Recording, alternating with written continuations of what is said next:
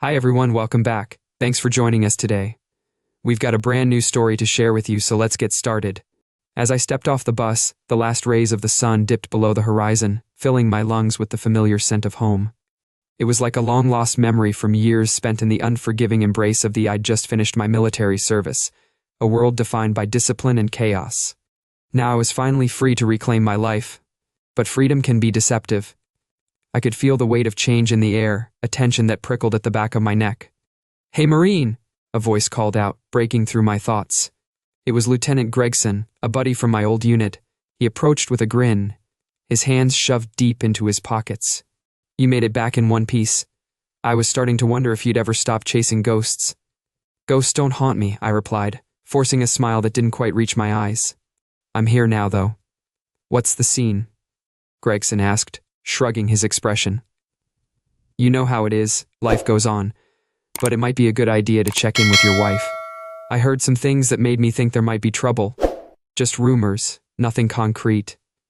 You know how small towns are." He hesitated, his eyes searching mine for something.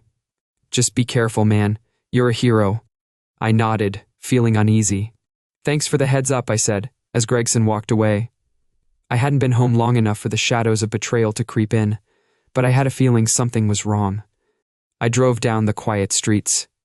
As I drove past the houses where memories lingered like ghosts, I felt a sense of foreboding.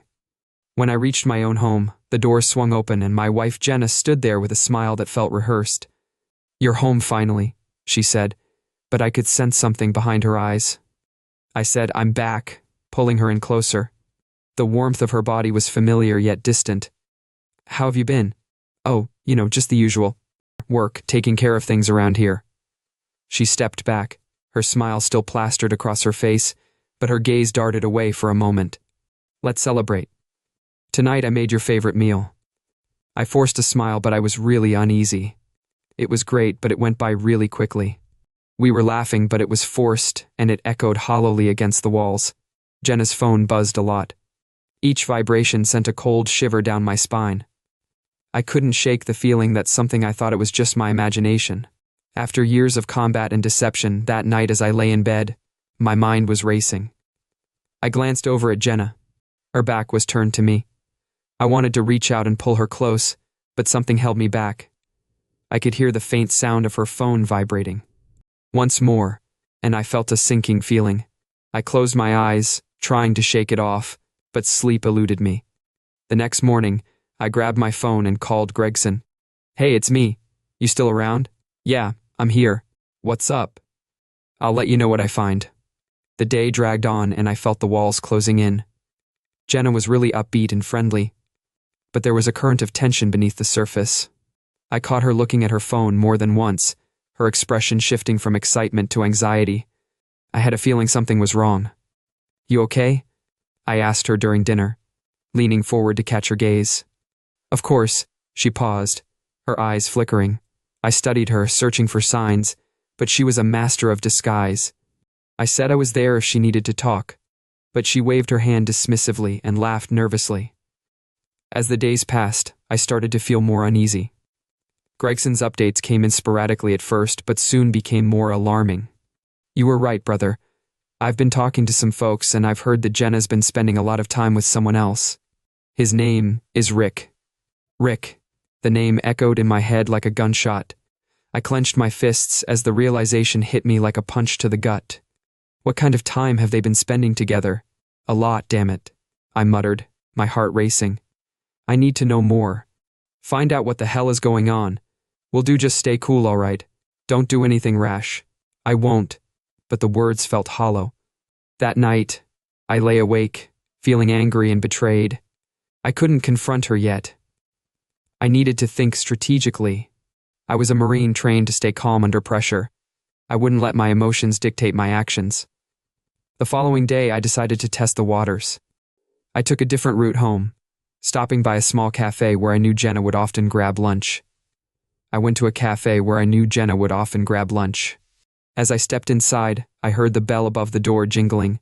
I scanned the room for familiar faces and then spotted her. Jenna was sitting across the table from Rick. They were leaning in close, laughing, and I could feel their chemistry. I couldn't hear their conversation, but the way she looked at him, the way her laughter flowed like water, felt like a knife twisting in my gut. I stepped outside, my heart racing as I pulled out my phone. "Gregson," I said, "I need you to do something for me. I need to know everything about Rick, where he works, his finances, everything." I took a deep breath and tried to calm down. "I'll be calm when I've dealt with this." I hung up, my mind racing. I needed more than just information. I needed a plan. I couldn't just confront Jenna. She would twist it and manipulate it. I had to be calculated, just like in the field that night. I confronted her. "Where were you today?" Jenna looked up from her phone, acting innocent. "I just wanted to know where you were today," I said. I could see her face pale. "Oh, we were just talking about work," she replied. "I don't talk that closely with someone who's just a colleague," Jenna added. "It's not what you think," she said, her voice rising. "You're being paranoid." "Paranoid," I replied, feeling my control slipping. "I know how to read people. You'd be wise to remember that." "Stop it," she hissed, her eyes narrowing. "You don't understand anything about my life. Then enlighten me." I was getting pretty angry, because it looked like she'd betrayed me. The tension in the room was getting thicker and thicker, and Jenna's expression changed. For the first time, I saw her mask slip. The anger melted into something darker. She was demanding answers from me and trying to show me who was in charge. I laughed. She was wrong. "You thought I was just some clueless civilian, but I'm still a Marine. I know how to fight back. You think that's going to change anything? I'm done with you." I felt the weight of her words settle like lead in my chest. "You're making a mistake. I warned you. To keep my voice steady. You don't know who you're messing with." Her laughter faded and was replaced by an icy glare. "What are you going to do? All your Marine buddies can't help you now. Watch me." I muttered the determination electrifying my veins. The following days were a blur of preparation. I reached out to my brothers. Gathering information and resources, Gregson was my right-hand man, digging deep into every aspect of Rick's life. I learned that he was a local businessman with a shady past. His dealings were murky, and there were whispers of illegal activities. I felt a sense of calm settle as I plotted my course. Betrayal would not go unpunished. On Friday night, I got my colleagues together in a private spot. I told them, "I've been betrayed by someone I trusted, and we're going to make sure they understand the consequences of their actions." One of them asked, "Jenna and her accomplice Rick," I said, my voice steady. "They think they've won, but they have no idea what they're up against." "What's the plan?" Gregson leaned forward, a glint of excitement in his eyes. "We'll hit them where it hurts. Their business, their reputation, and their lives. We'll expose Rick for the fraud he is and make sure everyone knows what Jenna has done." The room was filled with murmurs of agreement. "Let's do it," one of my brothers said, his gaze fierce and determined. The following week felt like a whirlwind. I watched as my brothers moved with precision, dismantling Rick's business. Inside-out financial records were leaked, connections were severed, and soon Rick was reeling from the fallout. His accounts were frozen and his reputation crumbled like ash. Meanwhile, Jenna remained blissfully unaware of the storm brewing around her.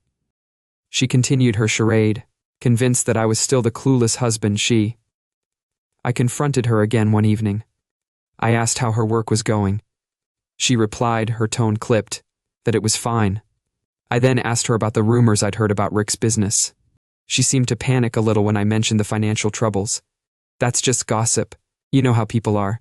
I leaned in, my voice low. "It seems a little more serious than that. I think it's time you start telling the truth." "I am telling the truth," she snapped, but I could see the cracks forming. "Not for long," I said, my voice steady, "so that everyone will know who you really are." The tension was getting worse, and I could see fear in her eyes.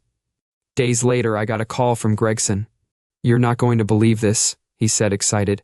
"I've got some information that could be the final blow." This was the final blow for Rick. "What do you have?" I asked. My pulse was racing. I could see the evidence of his illegal dealings, tax evasion, and money laundering. We could take him down hard. "Let's do it," I said, a cold smile creeping onto my face. "Make sure it's public." The plan unfolded like clockwork. We leaked the information to local news outlets, and within 24 hours, Rick's world came crashing down. Headlines screamed of scandal, and the fallout was swift. Jenna was blindsided. I watched as she paced our living room.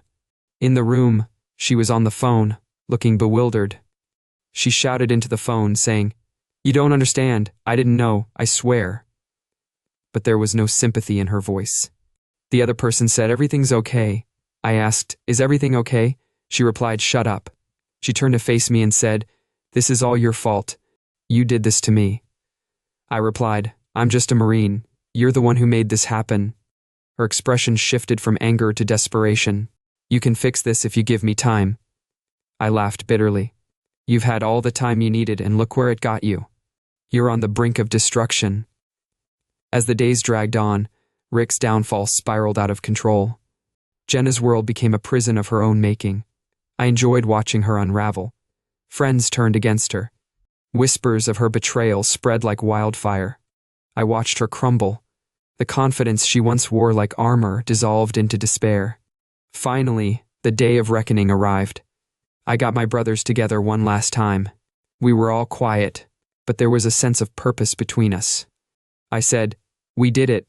We made it to Jenna's place." The moonlight was casting long shadows across the driveway.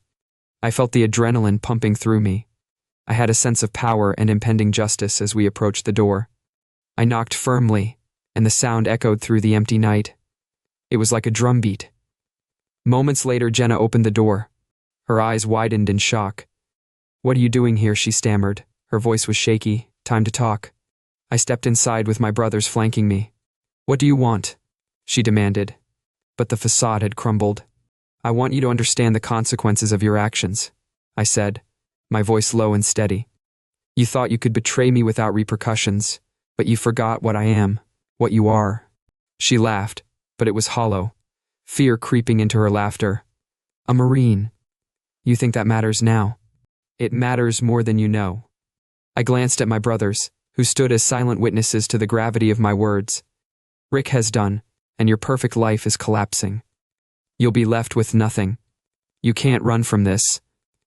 She stepped back, panic flashing in her eyes. "No, you can't do this." "I'll fight back. I'll fight back," I echoed, taking a step closer. "You've lost that war. This is your reckoning." In that moment, I saw the truth in her eyes, a realization that she was trapped, her life unraveling like a frayed rope. She begged, her voice breaking, "Please. I didn't think it would go this far. I thought you were wrong. I looked away from you, but I was still watching. You betrayed your husband. You betrayed your family. Now it's time for the world to see who you really are." Her facade was broken. I watched as the weight of her actions crashed down on her. I stepped back. My brothers were behind me. I was a silent wall of strength with a final cold smile. I delivered the words that sealed her fate. "Aura." As I turned to leave, I felt the weight lift from my shoulders. My shoulders were back, my honor reclaimed. My brothers were with me as we walked away from the wreckage of what was once my life. The night air felt fresh, a new beginning waiting just beyond the horizon. I had endured, and in the face of betrayal I had emerged stronger. As we disappeared into the shadows, I knew one thing for certain: once a Marine, always a Marine. Thanks for watching.